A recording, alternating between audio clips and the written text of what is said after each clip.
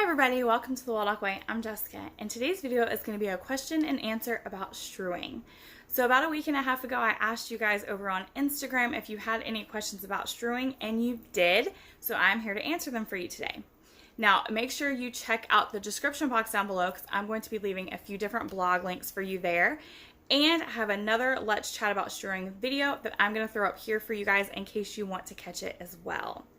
Okay, so the very top question I got was, how do you strew on a tight budget? And I know that most of us as homeschoolers are one income family, so budget is a very, very important. So I have a few different ideas for you guys. Number one, the library. You can strew something just as simple as a few books. It does not have to be elaborate. So use your library. Utilize things that you already have on hand. Number two is printables. Use printables to liven things up and rejuvenate something you already have in your own home. And I'm going to give you an example. So these are some challenges that I found, I have no idea how long ago, on Teachers Pay Teachers. And they are for the magniforms or magnetiles or whatever you want to call them. We had them in our homeschool, and so this was like 24 different challenges. So you could easily leave maybe like 12 out for strewing and then, save the other 12 for next time. But this is a really great way to take something you already own and give it new life when you strew it. Another idea that I have for printables is something like this, and maybe like blocks or Legos or anything your child likes to build with. So this is just some famous architecture, and it tells you where it is, and so that's kind of like self-learning, and they're also getting ideas of things that they could be building. Really, really fun. It brings new life, and there are tons, so you don't have to put all of these out at once. You can make smaller rings and leave, 10 to 15 out, and then wait a little bit and put the next 10 to 15. Another idea I have is a really, really simple one. Even if your child can't read yet, they can still enjoy the pictures. You could just leave a book and maybe just a couple, little toys. See what they come up with. All right, the next question I had was, how do you store the things that you strew? This is kind of a complicated, but not complicated question all in one. Unless I have specifically bought something that I plan to strew that she doesn't know I bought. So it doesn't happen often, but let's say, for instance, actually I can give you an example. About 2 weeks ago, I strewed a cat anatomy, and I bought that for our veterinarian unit, and she didn't know I had bought that. So when it came in, I hid it in my office closet because it's about the only place that is safe from her finding it.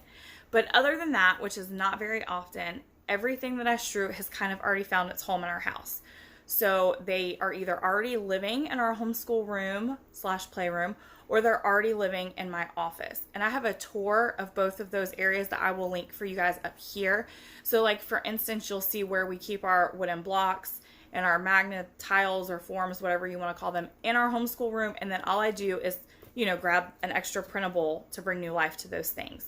So I don't have like a separate space for strewing items. The things I strew are kind of already in existence, and I just recreate them.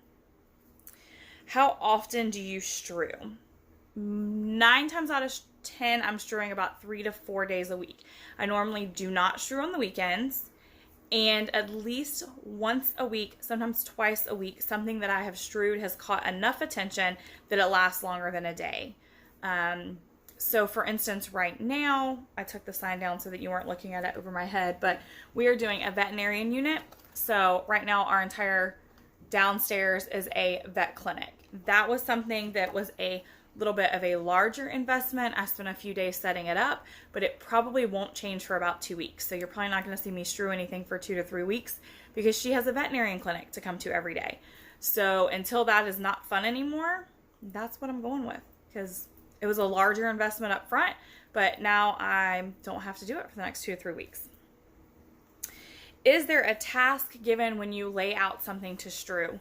No. Well, maybe. Okay, I may leave a prompt like, can you build a snowman? Or can you do this? Or could you do this? Or, hey, let's look at XYZ. But the key with strewing is that you have 0 expectations. So that means that while I may leave a prompt, if she was to build a house instead of a snowman, that is great. There is no direction given. There is no, oh, that's not what I asked of you. I tell her how wonderful her house looks, and that's the end of that. If I was to leave out a puzzle and she didn't put the puzzle together, but instead built a tower with the puzzle pieces, that's fine. I would just kind of make a mental note, and maybe the next day I would strew some sort of building material. That's kind of the whole point in strewing, is for you to kind of figure out what your child is interested in, what may pique their interest, and to kind of lay before them things that maybe wouldn't necessarily get in front of them if you weren't strewing. So let's say this specific year you're doing anatomy in your homeschool, but your child brings up the topic of space. Well, you know you can't do a whole space unit or a whole space study, so maybe you just, leave a few space books out for them. Maybe you just strew some space items. That way you can see how interested they really are. Maybe you strewing those few things satisfies them and they're good.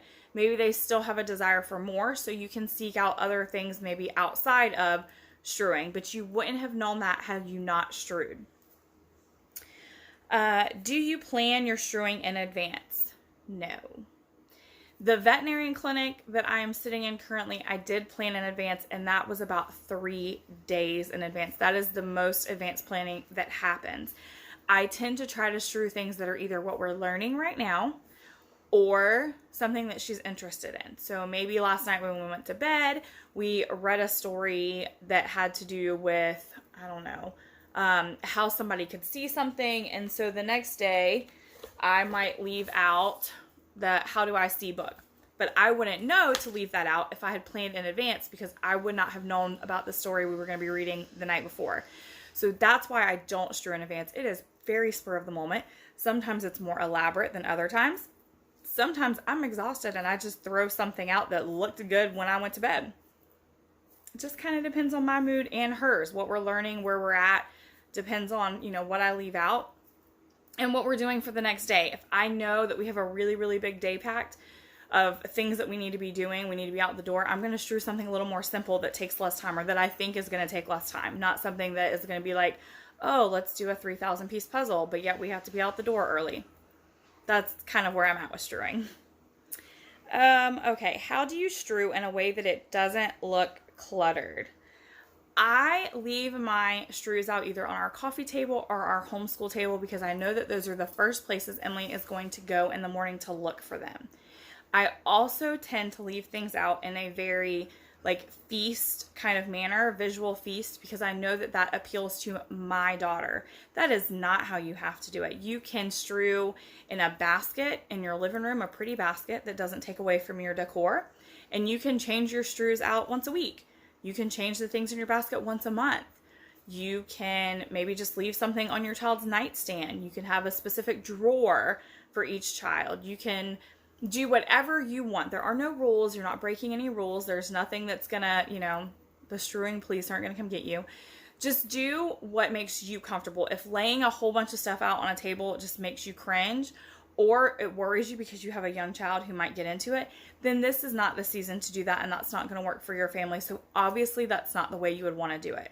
You may need to have a, a Tupperware container with a lid so your younger kids can't get into it, and your older ones can, and they just know that they need to, go in that Tupperware in the morning, and maybe you put it up after they're done so you don't have to look at it the rest of the day. That would be a way to deal with young kids and not have to look at clutter. So just a few ideas to help you still be able to strew for your children without it being, a pain in your behind.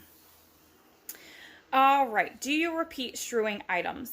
Yes, I will repeat strewing items. For instance, this veterinary clinic was done for her about 8 months ago, and I'm doing it again. I will repeat things, especially if it's something that maybe she did nothing with the first time I strewed it.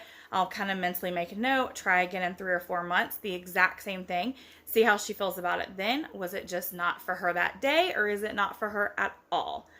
I will also take an item and change it up. So for instance, like I said with the magnet tiles, maybe the first time I strewed, I gave her the first half of these challenge cards. The next time I strew it in a few months, I'm going to give her the second half. Unless she was really into it, in which case I would give her the second half the next day. So I use things like that to strew the same thing, but with a few changes. Where do you get your strewing ideas? honestly, I get my strewing ideas from walking through my homeschool room and things that we already own. But Colleen Kessler has an amazing strewing idea printable. I will be sure to link that in the description box down below so you guys can check it out. And I have a hashtag on Instagram. If you check out Strewing for the Win, I share my favorite strews every Sunday in my stories, and that hashtag is full of tons of strewing ideas from me and tons of other homeschool mamas. So if you need a strewing inspiration, I highly suggest you just check out that hashtag because there's tons of it. That is actually all of my questions. So I am going to go ahead and end this video and tell you guys that there really is no wrong way to strew. The only thing is try really hard, and I know it can be difficult as a homeschool mom, to not have expectations. Just leave things out, stand back, watch, see what they're interested in, see what they're not interested in, and then kind of adjust and go from there. And start small. Just leave a book out or leave a toy out. Something really easy. It doesn't have to be elaborate. It can be really small, and then you can build on that.